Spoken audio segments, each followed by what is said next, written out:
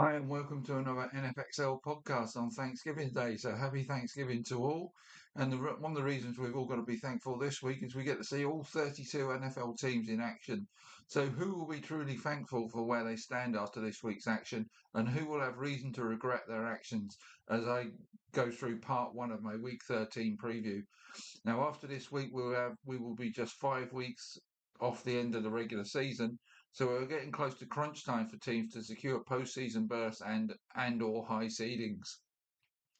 So let's get into part one. And in part one, I'm going to look at the three games taking place on Thanksgiving and the game that's going to take place tomorrow night on Friday.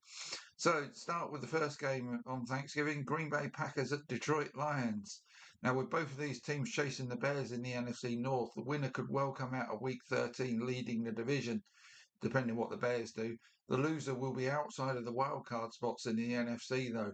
So this is clearly a game of big significance for both teams, but it is slightly more so for Detroit as they lost to Green Bay in Week 1. So another loss here would mean the Packers own the head-to-head tiebreak over them in that divisional battle. It would also keep the Lions out of the wildcard places. The Packers' defense ranks sixth against both the pass and run, and on offense ranked 10th on the ground and 16th through the air.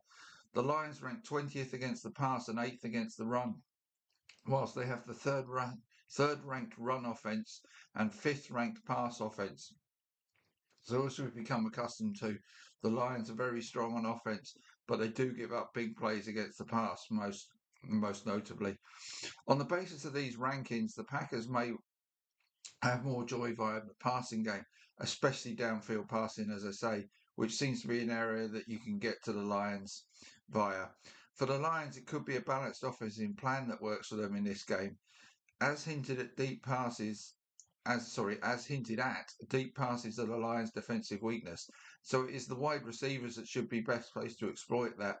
Whereas the Packers have been tough on opposing wide receivers, they have also kept opposing running backs from scoring a single receiving touchdown against them. So if Sonic and Knuckles are going to do the damage here, it will likely need to be on the ground. Both teams have good pass rushing units, and that could be another important area in this game. The Lions have 32 sacks but have allowed 23 sacks. The Packers have 29 sacks but have allowed just 7. So no clear advantage for either there, really. But if one of these units does thrive in this game, that could be decisive in determining the result. So the Lions, having got Frank Ragnow out of retirement, they may also be healthier across their O-line, which could be reasons to give thanks for the Lions fans on this particular day. Now, this is a tough one to call. For the Lions to win, I think Gibbs and Montgomery will need to have big games. For the Packers, they will need to get some big downfield pass plays to come off for them. Now, one thing of note, in the last three games between these two teams, David Montgomery has had more rushing yards than Jahmyr Gibbs, but both were kept quiet in week 1. So the Packers really seem to have Gibbs' number, if anybody can, after his excellent showing last week. But it might be Montgomery that's the one to watch this week. For the Packers, if they're going to get downfield success, Christian Watson might be the guy to be that threat for the Packers. Now, like I said, this really tough one to call, and I'm going on gut feel here. And in doing so, I'm taking the Lions to have the players to be the difference makers here as they get the win. 27-23 is what I see happening here. Right, on to the second game. Kansas City Chiefs at Dallas Cowboys. Two teams meet here following hugely significant comeback wins in Week 12. Comeback on the day and comeback in terms of the season standings as well. But both are still on the outside looking in terms of the postseason. So need to back that win up with another here if they are to push further up their respective conference standings. The Cowboys' offense continues to perform well and have scored 24 points or more in 8 of their 11 games this season. And the defense has been greatly improved in recent weeks, giving up an average of just over 21 points a game in their last 3 outings. The Chiefs are top ranked for both pass and offense. Top 10 ranked for both pass, offense, and defense, and just outside the top 10 for pass and run defense. So, really good, solid team all across the board. And obviously, when you've got Patrick Mahomes, you've got a difference maker, as he showed last week. So, recent performances, this one should be another close one to call. I can see the Chiefs doing what they did to the Colts last week in trying to limit the opposing running game. Jonathan Taylor last week and Javonte Williams this, and in doing so, put the onus on the opposing quarterback to beat them. And the Chiefs have also been a tough matchup for opposing wide receivers. So George Pickens and CD Lamb might not figure as much as they have done in recent weeks, particularly Pickens. If that works and the Chiefs do manage to limit the Cowboys offensively, then Patrick Mahomes and Kareem Hunt may hold the keys to victory for the Chiefs on offense. Hunt has 5 touchdowns in his last 4 games, whilst Isaiah Pacheco's been out. And I just have the feeling the Chiefs are more reliable than the Cowboys right now. And they have Mahomes as that difference maker. So I'm going to take them to edge past the Cowboys here by 26-23. On to the Cincinnati Bengals at the Baltimore Ravens, the late game on Thanksgiving. The Ravens come into this game on a 5-game win streak that has taken them to the top of the AFC North.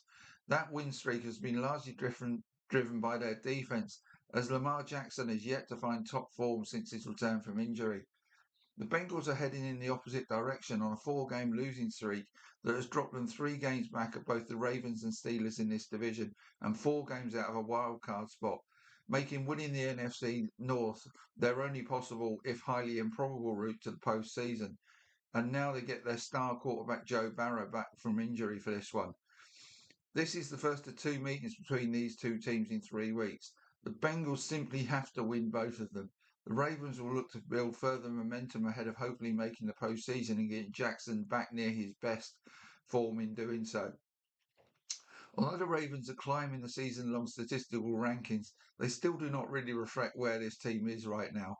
A more accurate picture can be taken from their last 5 games, in which they conceded an average of 14 points with a high of just 19, and have scored an average of 26.2 per game with a low of 23. The Bengals are conceding nearly 33 points a game this season, so with Burrow back at quarterback, they may well need to score 27 or more to stand a chance at winning this game, and will have to do that without the leading touchdown scorer T. Higgins, who's out with concussion. And with them ranked 32nd against the pass and 28th against the run this season, although the defense played better last week, they may actually need to top 30 points to win this game, which is a really big ask against this Baltimore D.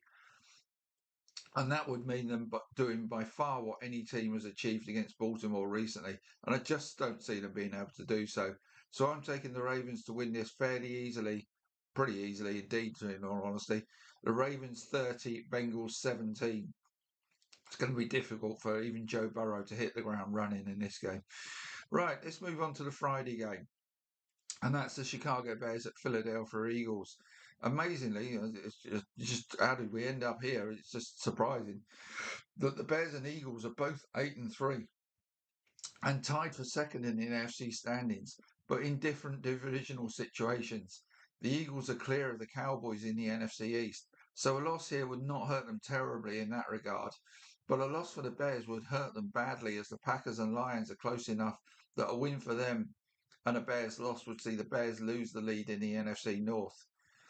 The Bears' offense has been their strength this season, ranking 4th for run offense and 13th for pass offense. On defense, they are 26th against the run, and their ball hawking pass defense ranks 24th, but leads the league in interceptions. 24th against sort of touchdowns and yardage, but leads the league in interceptions.